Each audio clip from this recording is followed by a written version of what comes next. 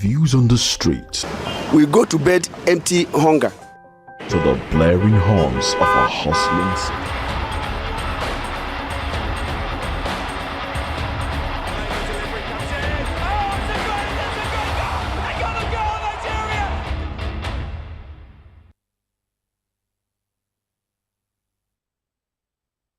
Hello and welcome to today's edition of the Locker Room and Voice of the People TV. I am Jerry Alpeyohai, and we've got a thrilling show for you today. And of course, joining me as usual is Iheanacho and Mayowa, who joins us virtually as we break down all the action and share their hot takes on what's going down in the ever exciting world of football. So stay tuned. Subscribe and turn on that notification bell. Also, don't forget, you can also call us via the WhatsApp number showing under the screen. And of course, you can also drop your comments as the show progresses. So we can also take your comments on the show this lovely afternoon. Of course, Iheanacho, gradually, we are heading to the permanent site. I don't know what your prophecy might look like by the end of this week or even next week, okay? Or should we still wait to May? I will still wait till May. What permanent sites are we talking about? I mean, we've seen of the prophecy of doom. We've seen teams, lose the league from this position. Arsenal lost the league to Ferguson from this position. Thank God you say Arsenal. 8 points. Arsenal it's actually not the first time. Arsenal is an unusual team. It's actually not the first time. Okay. I mean, these things actually happen in football. And who is ready to take over when the things go south? I've told you, the league is still definitely Arsenal. Who is going to take over Arsenal? Yes, Arsenal's league. Good evening, Jerry, and of course, good evening, our viewers. It's a very good day to talk football and a very good night to actually experience another, interesting, edition of, let's say... No, don't confuse yourself. Just calm down. I understand where you're going. When your progress is no longer going where you want. But truth be told, right? Truth be told, the truth is, at this point, you cannot actually call the league. It's not possible. Yeah. I mean, mathematically, it's abnormal to actually say. Cannot call the league. Sure. Arsenal is still very much in contention of this league. Yes. Just 2 games. If Liverpool slips up in 2 games before they play Arsenal. No, just 2 games. Just 2 games. 11 points. 11 points is Liverpool has actually played a game more than Arsenal. So if Arsenal wins their outstanding game, of course it becomes 8 points. And 8 points is just 2 games. If Liverpool slips off in 2 games before they play Arsenal, Arsenal is going to beat Liverpool in that attire. I'll tell you that. Okay, Arsenal is going to win all their remaining games now. So see, no matter how you want to see it, no matter how you want to think about it, it's 11 games. Arsenal can actually do it. Arsenal can win 11. It's very possible to do it. I mean, the season Liverpool finished. You remember that season? You remember that season Liverpool finished with 97 points. All the statistics, and we know. All the statistics. You remember this season? Let me tell you. No, there's somewhere I'm going. Okay. Remember the season Liverpool finished with 97 points behind Man City. Okay. Liverpool actually won 12 games on the bounce. Okay. Man City won 14 games on the bounce. Okay. It's very possible for Arsenal to do 11 games on the bounce. It's very possible. It's football. This Arsenal. It doesn't change anything. This same Arsenal with the full squad. They can grant. See, that's the thing, right? They can from now start granting results 1-0, 1-0, 1-0 to the end. Let me now tell you, history has shown that Arsenal cannot go 11 games without losing when it's a critical time. But we both agree, but we both know. At least we can agree on this one. Or if it's Manchester City. History are meant to be broken, same way they can be set. See, Arsenal today. True of us. Wait, calm down. Today you will say Arsenal will win 11 games. Tomorrow they will lose. No, wait. I didn't say Arsenal will win. I'm saying that Arsenal can actually put up a very good fight in this last 11 games. And who knows? It's very possible for them to actually do it. Forest today, anyway. Same Nottingham Forest. They should win Nottingham Forest. Arsenal defeated them 3-0 in the first leg. So what's stopping Arsenal from doing the game? Arsenal defeated West Ham the first leg. What happened? At Emirates Stadium over the weekend. Don't worry. We'll come back here tomorrow. They lost now. We'll come back here tomorrow. Arsenal defeated West Ham the other time. We'll come back here tomorrow. Yes. We'll have a conversation. Yes. West Ham has always been a problem to Arsenal. Always. West Ham, Aston Villa. These middle table teams are very at this stage of the season. I mean, if you've been following the Premier League, you will know that these 2 teams have always been spoilers for Arsenal at this stage of the season. So tomorrow you say Nottingham Forest just a spoiler. You know, they've been good this season. That is why they beat Arsenal. So don't worry. We know. I know why you're sounding like it because you think. No, you see, that's why you want to put your money. They will disappoint you in flying colors. Just leave it there. Maiwa, I don't know whether you're with us. Definitely, I know you would have been laughing. Okay, Maiwa is still not here with us. Hopefully, he gets to join us. But let's start from the home front, where the head coach of the senior national team of Nigeria, Rachel, has submitted his preliminary list of players for their upcoming World Cup qualifiers games against Rwanda and Zimbabwe, respectively. The coach submitted the preliminary list of 35 players, but picked 23 players as 23, I beg your pardon, as the players that would definitely be in the squad in order for the Nigerian Football Federation to begin the process of inviting those players. And of course, we can exclusively report that the Southampton duo of Joe Aribo and Paul Onuachu have been handed a recall to the team, with on-loan Sevilla forward Iheanacho missing from the list. Bayer Leverkusen Nathan Tella was also handed a recall, and 2 new players in Uche Crisantos of La Liga side Getafe and Chuba Akpom of Ligue 1 side Lille made the list. The number of new players could increase to 3 if they switch nationality if an unnamed player comes through before it's made official. And of course, with freelance, it might be Kani, the Chelsea player who's on loan to Borussia Dortmund. However, the squad is subject to changes due to injuries and fitness concerns. For now, 4 players in the main 23 list in Victor Osimhen, William Chustenkong, Fisayo Dele Bashiru, and Semi Ajayi are in a race to be fit for both games. Not too good news from those players, but let's look at the names included. Chuba Akpom, Uche Crisantos. We also have Joe Aribo and Paul Onuachu returning, as well as Nathan Tella.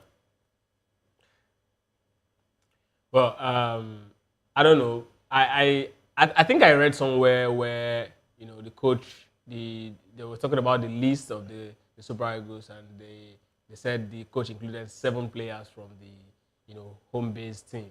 Yeah, we're still going to have players from the home-based team. And I was looking at that list, and I was like, okay. But then the big question is, for me, right, at this point, yes, Nathan Tella... No, he spent 7 names as materials that could play in the Super Eagles. It doesn't mean that they are going to be invited for the World Cup qualifiers against Rwanda and Zimbabwe. So there are players who could get in. So now, those seven players, now we have a 35-man list. Are these 7 players going to be part of that 35-man list? No, they cannot be, because one, we're only talking about two matches which he saw, and say that these 7 players can make it. If they're invited to camp, he sees them more, they blend with the other players, then he can now pick from those players to join up with what he already has. Okay, so how many of Crisantos Uche's game has he seen? Yeah, Crisantos Uche's game are already out there for everybody to see. Where? Online. So he cannot go get the footage of Nigerian League players. How many videos do we have of NPFL? All games have their videos. You can get it from the clubs. See, let me now tell you. We have a list though. Let me tell you the honest truth. I've seen NPFL videos. If I want to use NPFL videos to judge players, I'm telling you, I'm not picking any one of them.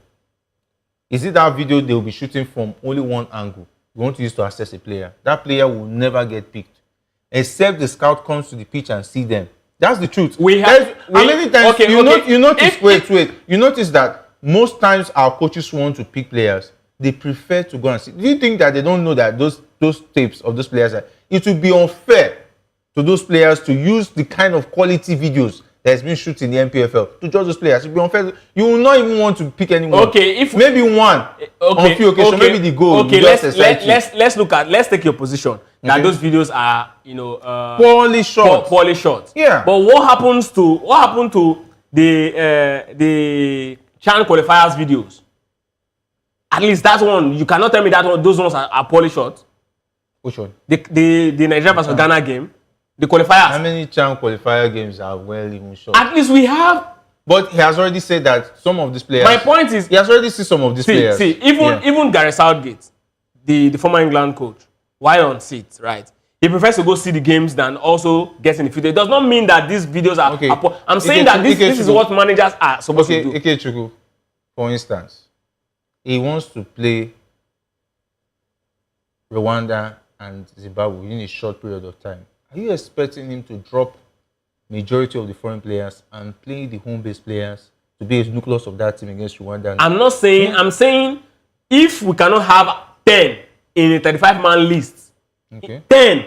Now, see, let's look. Okay, wait, this now, is what for I'm instance, saying. if you are the new coach of the Super Eagles, for instance, would you take the risk of putting 10 NPFL players to start against Rwanda, and you will now bench, let me say, you bench Ekong, bench Calvin Bassey, bench Stanley Nwabali, you bench Shemi Ajayi, Calvin Bassey, and comfortably go into a game against Rwanda without those players. Let me say the midfield, you now fill it with home-based players. You will use that confidence to play those players against Rwanda in a World Cup qualifier. I didn't say so. Now, see. So why would there be pressure for him to invite the players if he's not going to use them? Exactly. What is then the pressure for inviting 35 foreign-based players if you're not going to use them? Is he going to use the 35? He's not going to use them. Then why are you not giving our home-based players the opportunity to be part of this squad, even since you know you're not going to use all the 35? He's going to make 23 eventually. No, let's be logical here. He's going to use 23. Wait. Now, eventually, it will be dangerous to pick players you know you're not going to use. What if, for instance, the reason why there's a bench, there might be injuries because there are 2 games to play. There might be situations where the player is tired. There might be situations where the option 1 is not working. You have to go to plan B. So you now pick a player because you want to satisfy those who want you to invite NPFL players. No. You will not leave aside. You will not leave aside Chuba Akpom. Wait now. Who would have given an option? Now my point is, or Boniface. My point is this. And maybe bring in an NPFL player who will be on the bench because he's from NPFL. My point is this. Okay. Right. Now, the Super Eagles today, as of today, okay, let's say 23-man list is out. I'll take it back to 2013. In 2013, when the big boss, the late Stephen Keshi, was taking the team to the Nations Cup, right? When he was taking the team to the Nations Cup, he took Godfrey Obabuna. He took Azubiko Egueke. These guys are defenders. He took Sunday Mba to that tournament. Yeah, 3. And in the total number of, these are the ones that actually played that tournament, and we saw them, right? Now look at that thing. Is it wrong, or can we not get at least 3 in the Chan Eagles? Remember, the Chan Eagles is supposed to be the team B. Now, if any member of your team B, of your team, cannot make a provincial list, what does it tell you? That's my point. It means that the players need to work harder. And then, yes, the players need to work harder. And let's then not why are we forget, calling them team B? wait, calm down. Let's not forget, when last do we even qualify for the Chan event? What has been the pedigree of our players in the CAF competitions? CAF Confederations Cup, CAF Champions League. Enyimba was struggling in the Confederations Cup. The CAF Champions League will not be doing well, showing that there's something wrong with the league in spite of the quality we are talking about. Let's not deceive ourselves. But we've qualified. It shows that there's quality this time. Then you must qualify because there's a slot that is available, which Nigeria must fill. We defeated a strong side in West Africa. Ghana is not a small team. See, when it comes to the CAF Champions League, the teams that have been winning it and the North African teams, and recently, Mamelodi Sundowns. In the way it comes to CAF Champions League. No, I'm not talking about CAF. I'm talking about the Chan tournament. The Chan tournament is a one-off tournament. You cannot. Is that not a one-off tournament? Yes. Can you now say that because you did well at the AFCON? Of course, your certain talking about Jimmy Carragher has already told you about the quality of the league in terms of winning the Ballon d'Or. So let's not even go into that. We are looking at the Super Eagles team. Yeah. If we cannot get 3 from our team B, 3 to do what now at this crucial age? So why are you inviting 35 foreign-based players that you know they will not be part of the squad? No, see, let's not get it wrong. Calm down. Well, the 35 players that I'm invited, there are a lot of NPFL players in that squad list. Okay. Yes. So the 23-man list has not been unveiled. The 35-man list has not been unveiled. So the players on that say that NPFL players he has seen that are good enough. That means they're also part of the squad. So we're not saying the NPFL players are not going to be there. But I don't now know whether they will follow him to Rwanda. Because why won't they follow him to Rwanda? That's my point. Wait, calm down. Because even the goalkeeper position, there's a slot that is going to be open for NPFL goalkeeper. Certainly they should. I mean, we don't have any. If we can have our number 1 goalkeeper from a league in Africa, it tells you that It's not far off from the ones we have in the NPFL. All right, we understand Maiwa results. Maiwa, it's great to have you join us. We're just talking about the likely names to make the Super Eagles list. We already know that Iheanacho is out of this one, and there's also talk about Joe Aribo, Paul Onuachu making a return. I have my reservations about Onuachu, but the new coach might have something he has planned for Paul Onuachu. There's also Nathan Tella. There's also Uche Crisantos of Getafe and Chuba Akpom also making it into the 35-man list. Well, it's always amazing to be here. And I want to say Iheanacho is very spot on. I've been listening to what Iheanacho has been saying before, before you came to me. The thing is, I think Iheanacho is very right. We shouldn't be discarding our local league. We have enough quality. Yes, the league has a whole lot of issues on its own, but we should not be discarding our local league. Why making that particular list? Why, yes, what's the name now? Could provide, some other ideas in front of you. However, I was watching yesterday. I don't think we should probably be testing him out for a starting shirt in the Super Eagles. There is a whole lot of quality that can do. Yes, on the foreign base player, and majority of these foreign base player of Ademoman, Victor, and a handful of them. How many of them are very impactful for their club? How many of them will they bench?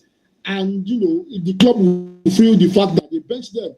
I mean, better of those that come to play in their club. I think the bottom line is we need to start at home-based players. We need to start to make a very valid point. Stephen Kechi, made some of our home-based players an integral part of the 20 Nations Cup winning side, and those guys were very exceptional. What that trend? We learned for yes, time is short. This is not the time to be excited. But if you look at the time of the people that Elcha is bringing, like it's coming to experiment with them. Why are you bringing people that you are out of Tadabu? You are actually bringing unnecessary distraction. I mean, to be honest, I know a whole lot of names I see on the list, but I'm still waiting for him to see the final list of who is going to play. But the bottom line is this: we need to premium on our own base, placing premium on our local league. We have over 400 players. Right. Yeah, I bet you that will probably work for the Super Eagles.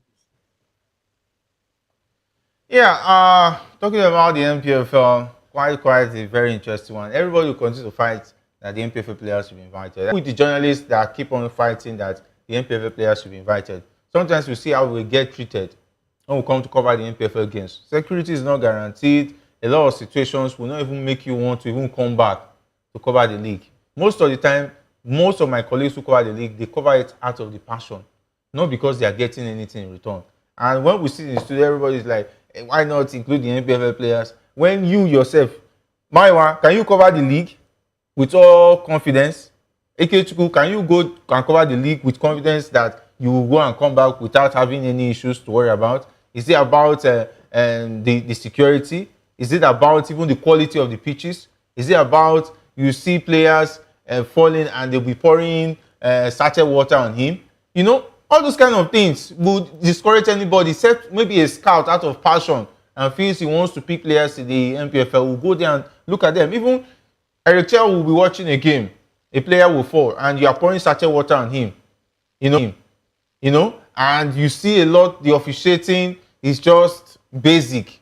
There's no VAR, there's no quality, Even him himself, he will just pick the players out of these players. There's something I've just seen. Even the player even playing, knowing that he's just playing for his meal ticket. And looking for the way forward in future. Like, let me see, okay, Jerry, maybe somebody will see me and pick me. Jerry, there are a lot of these things that will make you not want to even.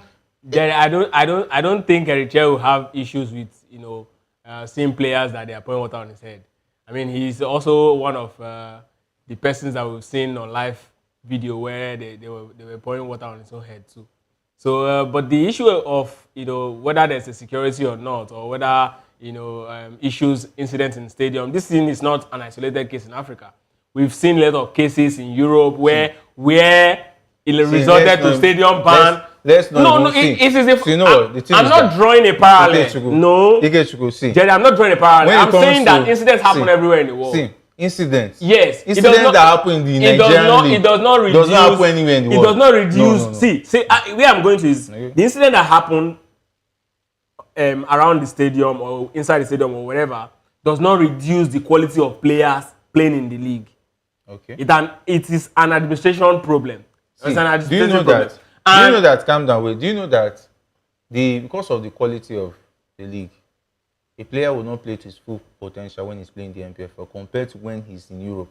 Do you know that? We've seen a lot of. Do you know that? I don't believe it. No. Do you know why I say I don't believe it? You know why? A player can actually grow and develop. Wait. See, we have seen players here who struggle. When they go over there, they become better because here is rugged. Everybody is just trying to cut it. Players that struggle here as a player, or not because of the condition or what is being paid or whatever. We are discussing the quality of the player. Enyimba, before he left Nigeria, he was the best goalkeeper in Africa. He went to Europe. He continued on that trend. I can start listing players that left here as top players and they maintain that level. You know players who are even good in the NPFL will not make it.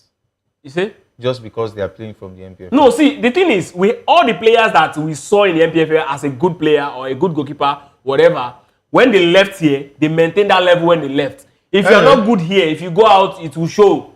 Okay, let's talk about the NPFL. There's updates coming in as far as the NPFL is concerned. And as we speak, there are matches going on as far as the match the 26th is concerned. And the Remo Stars are not really doing well at the moment. Remo Stars have been pegged back by Nasser United 2-0. They are down at the moment. And Shooting Stars definitely are not even covering themselves in glory. They are the Arsenal of the NPFL. When you expect them to take advantage, though they are facing Enyimba, you understand why. And they are playing 1-1 at the moment. So, talking about the NPFL, you can still say that Remo Stars is still safe in spite of this 2-0 loss as we speak away to Nasser United. It is in the Nigerian league. Every team at home is a different breed. They come up smoking, they bring their A game to the table, and it's not surprising. At this stage of the league, everybody's trying to either make the continental competition or stay afloat. And at this point, Remo Stars, just like I said, we're talking about this particular Remo Stars game yesterday when we were saying that this particular game, if Remo Stars, with what we have at this point, if they want to win the league, they just need to ensure they win all of their home games and ensure they turn out very good away. And yes, this is one of those games perhaps that they're going to lose, but the rest I hope that they might just end up getting a draw or a very good result, or some even win some, so that they can actually maintain that through. 10 points is still very much a big gap. But then I'm not surprised. I mean, home games rarely lose in the Nigerian league. So Remo Stars needs to understand that yes, this is just one of those things. They shouldn't even see this as setback. They just need to pick their jersey after this particular game and then go in for the next game. 7 points if they lose this one, and perhaps if the one chasing them gets the best results today. But then I don't think there's anyone stopping Remo Stars at this point. I don't think there's any team in a good shape as Remo Stars at this point. So yes, this is not going to be. Different show for different folks. It's because Remo Stars is not Liverpool. It's easy for the Prophet to see that they won the league. But Remo Stars now, because he doesn't have anything against them, they are good to go. This life is not fair. It is what it is. Maybe that's the reason why he's not seeing Remo Star, but he's seeing Liverpool's one. But however, we spoke about it yesterday. The bottom line is this: Remo Star will have to do their own things for them to be able to secure the league. They don't do from them. One thing I hope is addressed next season. I don't know how that's going to be addressed. Is this home team must win syndrome. I think it's not healthy for our league. I think it takes a lot from the competition, and there are other factors that contribute to it. We've mentioned it the other time. I could share my experience when I went to Kano. I will never go back to Kano again to go and do anything as regards covering football there. I mean, I get life, and away teams usually lose. I hope are very competitive, but in any, I hope we must start bounce back. Now squander the 10-point lead.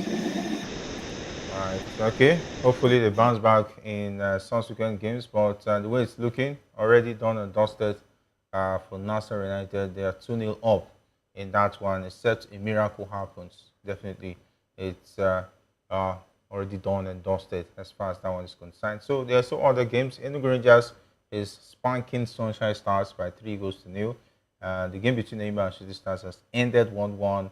And of course, Kano Pillars, Aqua United still playing goalless. And the Lobby Stars, I don't know the plan this season. It looks like they don't have a plan of staying in the NPFL. They're losing at home to Niger Tornadoes by a 0-0. I think the major problem with Lobby Stars is the fact that they're actually not playing at home. Their stadium is being reconstructed, so they're actually playing in Bauchi. So they are not really at home. So Iheanacho came into this particular game with a lot of injuries against Shooting Stars. I know it's going to be a very tough game. Winning that game will be difficult for them. They are a depleted side at this point. So it's for me, it's a good result for them. And yes, Enugu Rangers, defending champion of the league. Their coach is also one of the most brilliant managers at this point in the Nigerian league. After the Remo Star coach, Benga Gumode, they remember they are both the head coach of the Chan team. So it's expected that they must be doing their business as they are doing it 3-0. And I think so far there's actually no surprise with the results coming in, except for the Enyimba game, which a lot of persons who actually are not following the league would have said Enyimba is going to win this game because they're at home. But then injuries and 3 They bought players recently. Yes, all Kano is doing. They're still not. No, they have injuries. They a lot of injuries actually disturbing them. I don't know if it's a blue thing. Man City is also suffering the same thing, and I mean, but theirs is worse. 12 on the table. That's not good enough. It's actually not good enough. It's actually not good. I think it started with the fact that Enyimba is a top team. They should have gone for a top manager, but they started the season with an inexperienced manager, lacking experience in terms of the league, in Coach Yemi, and I'm not trying to disrespect him, but then for a top side, you have to go for a top manager to actually remain at that level. Even if you don't have the quality, he should be able to actually manage him. Now they brought in the man who has actually won the NPFL before for Rivers United in Stanley Eguma. I think they're beginning to actually remold and rebuild their team. Next season is still very much open for them. Let's see how far they go. But this season is already done for them. All right, and of course, let's still go back to the Super Eagles. It's all about Victor Osimhen, where it looks like he's picked up an injury recently, and he was substituted in Galatasaray's ill-tempered league game against Fenerbahce. And head coach Okan Buruk confirmed that the 26-year-old has been carrying a knock for some days. And the coach said an update on his state will be known later today after an MRI scan, which was conducted today. And according to the report, it shows no real concerns for Osimhen. We hope he's not injured. Matches around the corner. We don't want to have a situation where we'll not be going with Osimhen against Rwanda and Zimbabwe. That would be very, very detrimental to the hopes of the Eagles. Definitely, it's definitely going to be detrimental. But I don't think we are lacking any options up front. If it's yes, I mean nobody's taking it away from Osimhen. Osimhen's got the numbers. He's proving over and over, and that's why he was one-time African Footballer of the Year. But then Osimhen's case for me actually, I think it's going to be an opportunity for us to actually see other attackers. But my biggest fear is our defenders. Attack at this point is not super good. I'm also worried about Shemi Ajayi. Yes, he picked up an injury over the week, and that might actually rule him out of a doubleheader against Rwanda and Zimbabwe. This is my biggest worry. Osimhen in that team is a plus. It's a huge plus. But his absence, I don't think it's going to affect us as much as these centre backs that we are not going to be having in that particular game. That's exactly where my biggest worry. So plus that centre back that we're not having, and a man who is supposed to be a leader up front, then it's a very big one for Eric Shell to actually deal with. All right, Mayo, talking about injury worries, we've heard about Osimhen and also Shemi Ajayi. as well as Fisayo, Dele Bashiru, are all doubts. And of course, there's also doubts about the captain of the team, William Troost-Ekong, who has missed the last 2 games with a muscular injury. These are very, very concerning injury worries for Erichel and the team. It's a huge concern for us. It's a huge concern for us, especially with the defense. Remember the debacle against South Africa and Benin Republic. 2 of our key central defenders were now available in that particular game, and the next guys in that particular game could not deliver, and that was what very precarious situation. And there is first of all, those guys are aging. Shemi Ajayi is on the north of 30. Troost-Ekong is on the north of 30. These guys are getting, and that's the reason why they are getting injured. I hope Erichel is able to come up with somebody that will be able to marshal that defense properly. I don't know who is going to do that work. I hope he's able to come up with somebody that will be able to marshal the defense. In that particular game is not conceding goals. If we concede goals against Rwanda, it might be a bit difficult for us to be able to get the goods against them.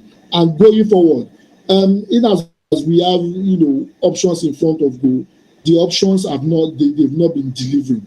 I hope Osimhen, the knock does not take him out of the qualifier. I hope he's able to participate. The other guys that are available, they've not been finding on us in that, except maybe for Ademola Lookman. And a coach that has any sense, we know that you have to take out Ademola Lookman if an Osimhen is not there. Boniface and the likes of them, they've not had any joy for Nigeria. So it's going to be a very difficult game. I just hope, we have an Osimhen available for that particular game. At least that will ease the pressure in front of goal. Then the HL finds a way to sort out the defensive situation. Because without a solid defense, we might not be going to the World Cup. All right, without a solid defense, we cannot guarantee that the Super Eagles has what it takes to qualify for the World Cup. Okay, because of time, let's go over to what's happening in Europe. Didier Drogba has defended his former Chelsea manager, Jose Mourinho, insisting the Portuguese is not a racist.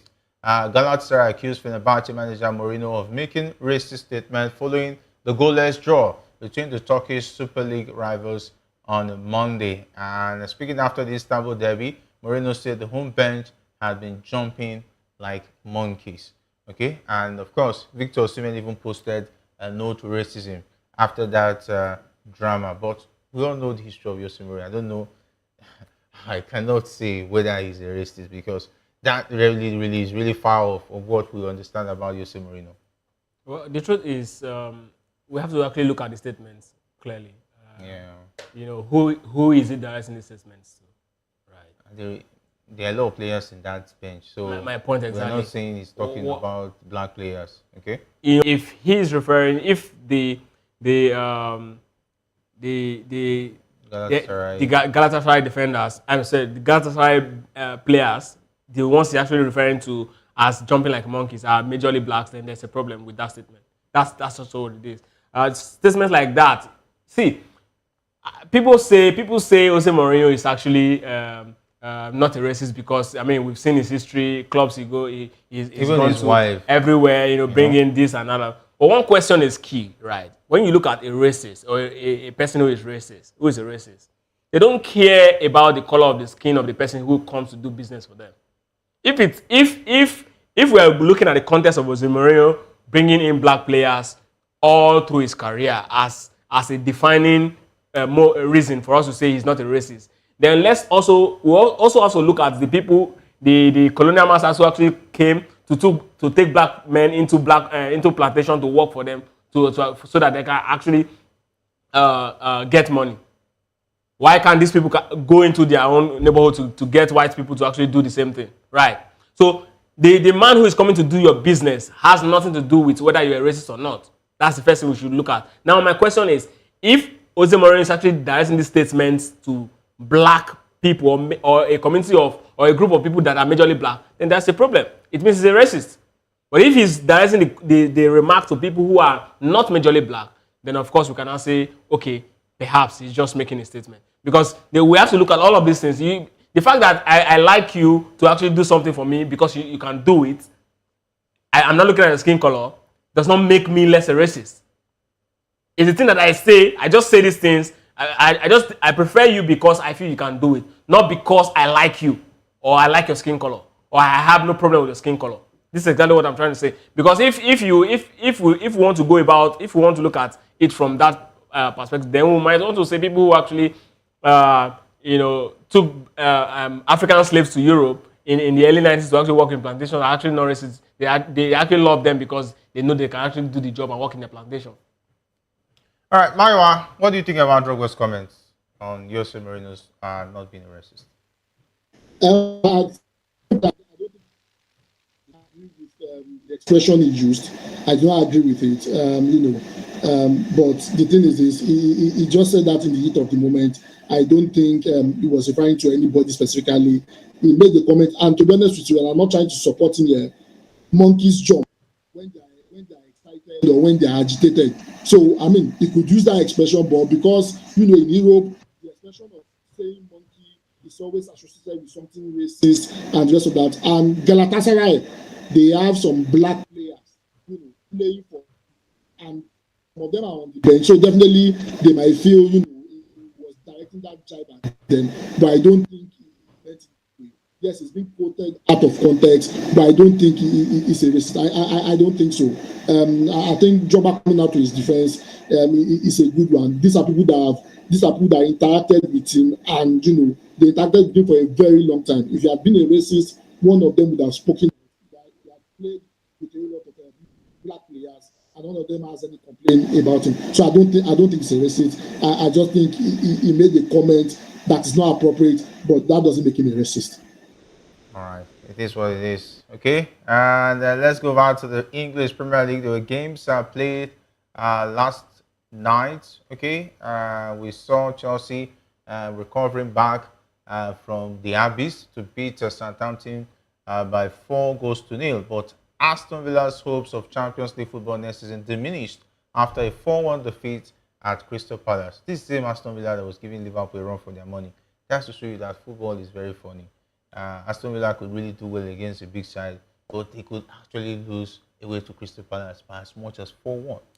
Yeah. It's one of those games. Same way Liverpool can actually defeat Man City 2-0 and struggle against Aston Villa when you actually meet a team that can actually on the ascendancy like themselves, trying to actually get the best out of their squad.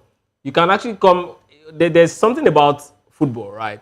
When a small team is pegged against a big team, there's this cautiousness, there's this tactical approach, there's this tactical approach to details, there's this behavior, there's this sense of we must not lose sight on every single blade of the grass on the field.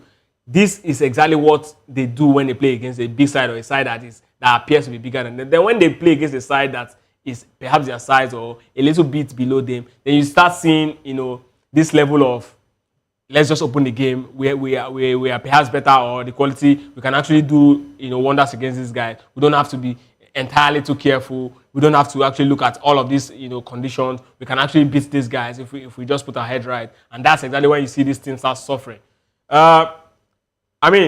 They played against Liverpool. That game was a very difficult game for Liverpool. But then they played against a side, because there's no Mo Salah that is going to actually run their defense. There's actually no Van Dijk. They believe they can actually stroll, and then the results, it's actually a different one. Complacent against Crystal Palace. It is what it is. When you play against a side that you feel you are better than in terms of quality, there's this complacency that sets in naturally. It is. In fact, it is with human exactly. If you want to go into a fight with somebody, if you want to walk into a company and then you look at the quality of the staff in that company, there's this complacency that comes in when you are to meet the HR of that particular company. That's dangerous.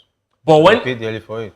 Of course, it happens, but it's one of those human errors that we can only try to control, but we cannot defeat it. It happens all of the time. Even when you are very conscious, it still comes, and then you, on a very good day, sometimes you might be lucky to escape it. On other days, you're just like, oh man, this is just one of those situations where I cannot just control. All right, okay. My wise, look, we're saying that Chelsea is back, or They played against the worst side in the the EPL. Talking about Southampton. Once because something, they say, meaning something that is shiny, but when you get close to it, you know it's very fake. I think that performance is fake. Everybody expects them to dispatch the worst team in the EPL, which is Southampton. I didn't expect a different result. I mean, Southampton were very open yesterday, and it will take little effort. It took them little effort for them to be able to dispatch a Southampton tie. So I will not say they are bad until they face a tougher opponent. I think that's when I'll begin to judge them. For Aston Villa, I think the inconsistency in the league continues. They have been so inconsistent. This week they will perform well. Next week they will not perform well. I think it has to do with the consistency of the team, and that's the reason why they have on and off day. It's not a matter of writing off teams. It's just a matter of the team not being consistent with a level of performance. Remember, there's a particular point they didn't win any game before they started winning a game. Now they started the game. I think there's a need for Unai Emery to go back to the drawing board and find out the reason why the team has not been consistent throughout the season. All right, we are fast spent as far as time is concerned, and of course the fixtures tonight, the big one has to be Liverpool versus Newcastle United in a historically rich matchup, while Manchester City travels to Tottenham in search of crucial points. Meanwhile, Manchester United host Ipswich Town, aiming to secure a strong finish to the season. Even when Man United is at Old Trafford, you never know. It's still give away time. Anything can happen. Ipswich can come there and pick 3 points. But time really fast spent. We'll have to go. Mayowa, all the best tonight against Ipswich. Who knows where the pendulum will swing? Well, I'm hoping in our relegation battle we come out tops. I'm really looking at this. Thank you for having me, Jerry. All the best. Well, I just hope that Newcastle find their right mojo today. And for United, trust me, we are going to switch up that switch tonight. I wish you all the best in that. Of course, big thanks to the guys behind the scene talking about the likes of Shegun, not leaving out Jeremiah, as well as Samson and Iheanacho. My name is Jerry Apello. I say stay safe, and if not to anything at all, tweet the sport.